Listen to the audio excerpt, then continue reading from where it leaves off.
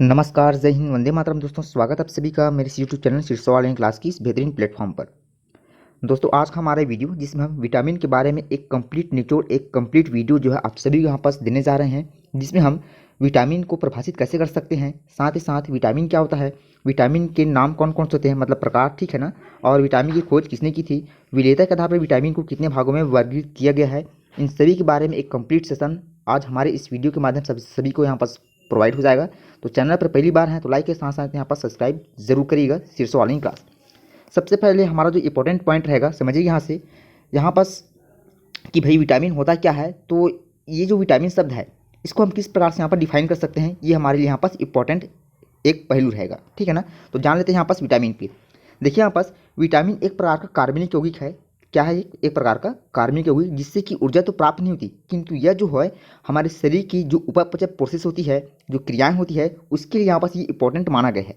तो ये जो परिभाषा मैंने यहाँ से लिया है, बिल्कुल इसको आप जो है ध्यान में रख लेंगे, ठीक है ना। उपापचय का मतलब क्या होता है, तो हमको बता रहा है यहाँ पास हमारे शरीर में जो भी जैव रासायनिक क्रियाएं होती है उसी को हम क्या कहेंगे, यहाँ पास संक्षिप्त रूप में उपापचय बताएंगे, ठीक है ना। तो उम्मीद है आपको जो है विटामिन की परिभाषा समझ में आ गया होगा।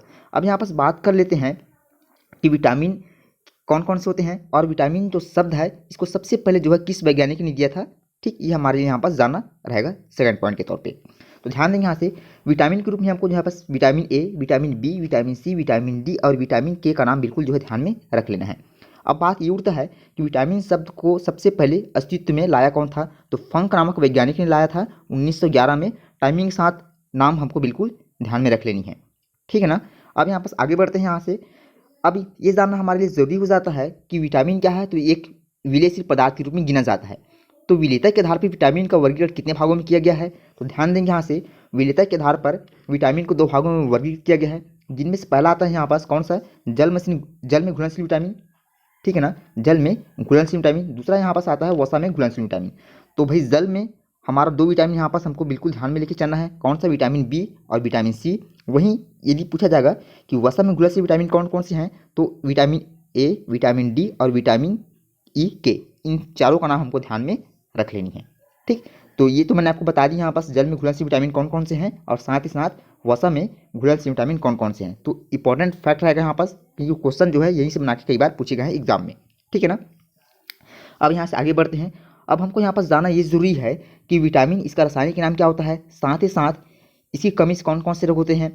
ये जो विटामिन ए है ये हमको जो है खाद्यान्न के रूप में कौन कौन से, ठीक है ना, कौन कौन से आहार से हमको ये प्राप्त होते हैं, ये हमारे लिए जानना इंपॉर्टेंट रहता है। क्योंकि भाई देखिए यहाँ से बहुत सारे क्वेश्चन आंसर बना के पूछे जाते हैं, तो सोचा कि आज सभी जो भी यहाँ पास फैक्ट बन पड़ेगा, एक्स्ट्रा फैक्ट, उसको मैं आपको यहाँ पास बिल्कुल पूरी तरह से अवगत करा दूँ, ठीक है ना। समझिए यहाँ से आप ध्यान देंगे पूरी पॉइंट को। विटामिन ए, इसका रासायनिक नाम होता है यहाँ पास, क्या बताएंगे, रेटिनॉल होता है करके।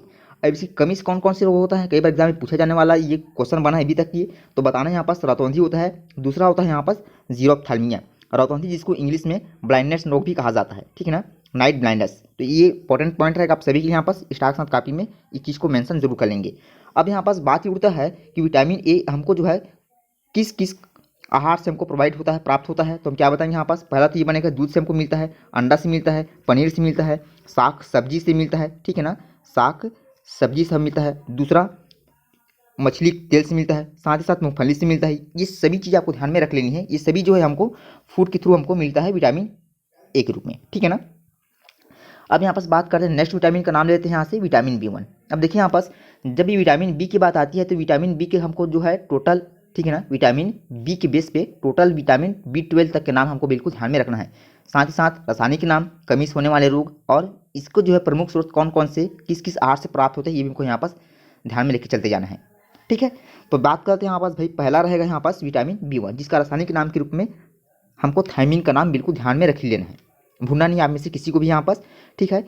कमी से होने वाले रोग, तो बेरी रोग होता है, बिल्कुल इंपॉर्टेंट रहेगा ये पॉइंट आप सभी के लिए, कई बार एग्जाम में पूछा जाने वाला क्वेश्चन बना है ये। विटामिन बी1 रासायनिक नाम थायमिन होता है, इसकी कमी से बेरी रोग होता है, ठीक है। अब यहाँ पास प्रमुख स्रोत, तो मूंगफली से हमको जो विटामिन बी1 मिलता है, तिल से, सूखा मिर्च से, बिना घुली जो दाल होती है उससे हमको मिलता है, साथ ही साथ अंडा से, और ये सब्जी से हमको मिलता है ये।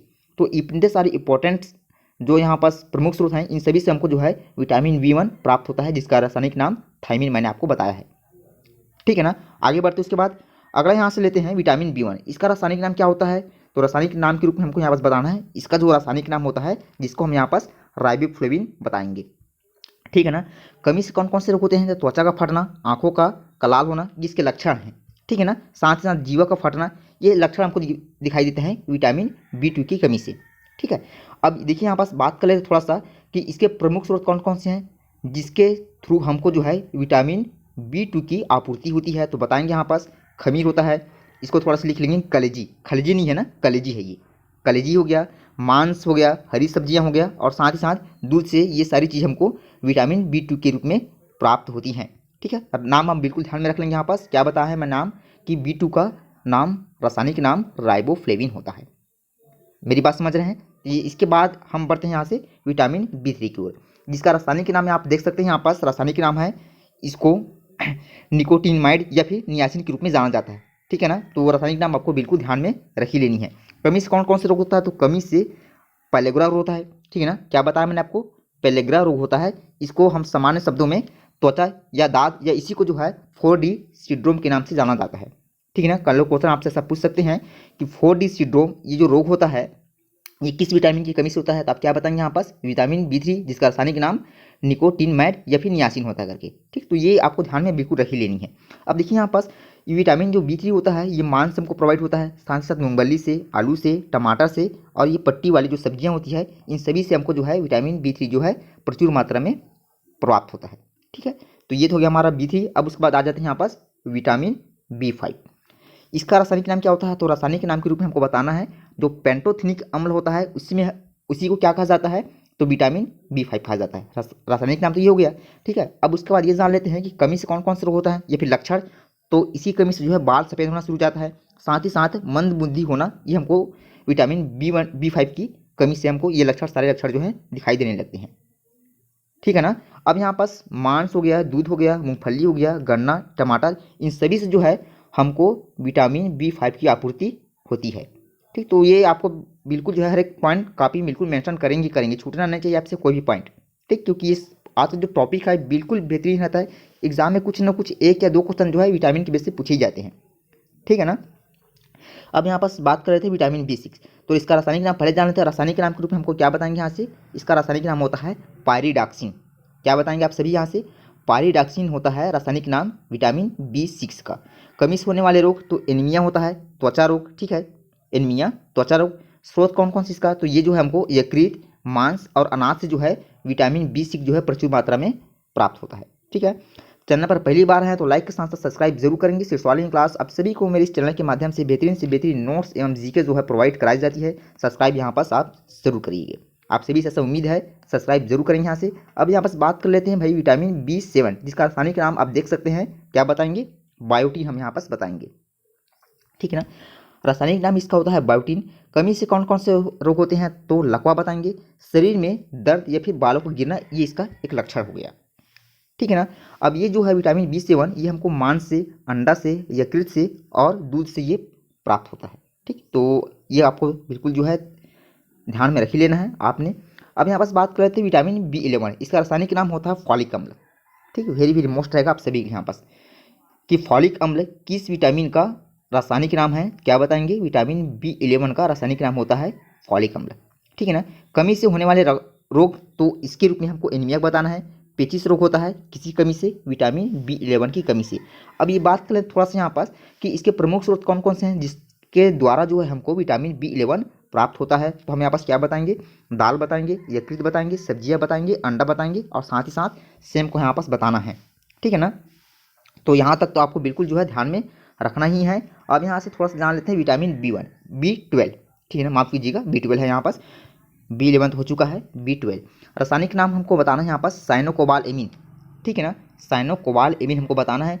कई बार एग्जाम में पूछे जाने वाले क्वेश्चन के रूप में अब तक ये साबित हुआ है। विटामिन B12 हमको देखने को बहुत बार मिला है, ठीक। विटामिन B12 किसका रासायनिक नाम है? तो साइनोकोबालएमीन हम बताएंगे। कमी से कौन कौन से रोग होता है? तो एनीमिया हमको बताना है, साथ ही साथ पांडु रोग होता है विटामिन B12 की कमी से। मांस, कलेजी और दूध में इसकी जो है प्रचुरता काफ़ी हमको देखने को मिला है B12, ठीक, जिसके द्वारा हमको जो है विटामिन B12 प्रोवाइड होता है, प्राप्त होता है, ठीक है ना। ये तो हो गया पूरा विटामिन B का जितना भी मैंने यहाँ पास बन पड़ा है, सभी पॉइंट फैक्ट ये सभी बता चुके हैं। ठीक, सभी को मैं यहाँ पास कंप्लीट करा चुका हूँ। उम्मीद है आप सभी को यहाँ तक समझ में आया भी होगा कि इसके रासायनिक नाम कौन कौन से होते हैं, कमी से कौन से रोग होते हैं, साथ ही साथ इसके प्रमुख स्रोत जिससे हमको जो है भोजन के माध्यम से प्राप्त होता है। ठीक है ना, तो ये सभी इंपॉर्टेंट है कि आप सभी के लिए है। अब यहाँ पास बात करते हैं विटामिन सी। इसका रासायनिक नाम क्या होता है, तो रासायनिक नाम के रूप में हमको यहाँ पास बताना है स्कार्बिक एसिड, मतलब स्कार्बिक अम्ल विटामिन बी सी का एक रासायनिक नाम होता है। कमी से स्कर्वी रोग होता है। स्कर्वी रोग पूछा जाता है कई बार क्वेश्चन में कि स्कर्वी रोग किस अंग से संबंधित है, तो हम क्या बताएंगे यहाँ पास ये मुख से संबंधित एक बीमारी है। ठीक, जो कि मसूड़े में होता है, तो ये आपको बिल्कुल जो है ध्यान में रखना है। ठीक है ना, स्कर्वी एक बीमारी है, मतलब मसूड़े का फूलना एक प्रकार से बीमारी है, उसी का लक्षण ये। ठीक है ना, मसूड़े का फूलना उसी का लक्षण है स्कर्वी बीमारी का। अब देखिए यहाँ पास स्रोत की बात करते हैं तो इसमें जो है नींबू, संतरा, नारंगी और टमाटर में ये जो है काफ़ी मात्रा में हमको विटामिन सी के रूप में प्राप्त होता है। ठीक है ना, अब यहाँ पास बात कर लेते हैं भाई विटामिन डी। विटामिन डी जिसका रासायनिक नाम हम क्या बताते हैं, कैल्सीफेरॉल बताते हैं। अब इसी कमी से जो है रिकेट्स रोग होता है। रिकेट्स का मतलब क्या होता है, एक रोग होता है, तो उसमें उस रोग में क्या होता है, हड्डियाँ जो है काफ़ी लचीली हो जाती है। ठीक है ना, मतलब कह सकते हैं इस बीमारी को जो है सूखा बीमारी के नाम से भी जाना जाता है। ठीक है ना, और ये बीमारी जो है बच्चों में हमको ज़्यादातर देखने को मिलता है। मछली युक्त तेल, दूध, अंडे, इन सभी से जो है विटामिन डी की आपूर्ति हमारे शरीर को होती है। ठीक है, अब यहाँ पास रहेगा विटामिन ई। इसका रासायनिक नाम क्या होता है, तो रासायनिक नाम के रूप में हमको बताना है कि इसका रासायनिक नाम होता है टोकोफेरॉल। कमी से कौन कौन से रोग होते थे, तो इसकी कमी से, मतलब विटामिन ई की कमी से जो जनन शक्ति होती है ये बिल्कुल असामान्य हो जाती है, कम हो जाती है। ठीक है ना, मतलब मंद पड़ जाती है जनन शक्ति जो है। तो इसी नाम से कई बार एग्जाम में पूछा गया है कि किस विटामिन की कमी के कारण जो है जनन शक्ति असामान्य हो जाती है, तो हम यहाँ पास विटामिन ई की ही बात करेंगे जिसका रासायनिक नाम टोकोफेरॉल होता है। मैंने आपको इसके बारे में बताया था। ठीक है ना, अब ये जो है दूध, मक्खन, पत्ती वाली सब्जियां और वनस्पति में, ठीक है ना, जो वनस्पति तेल होती है उनसे जो है सबसे ज़्यादा हमको विटामिन ए प्राप्त होता है।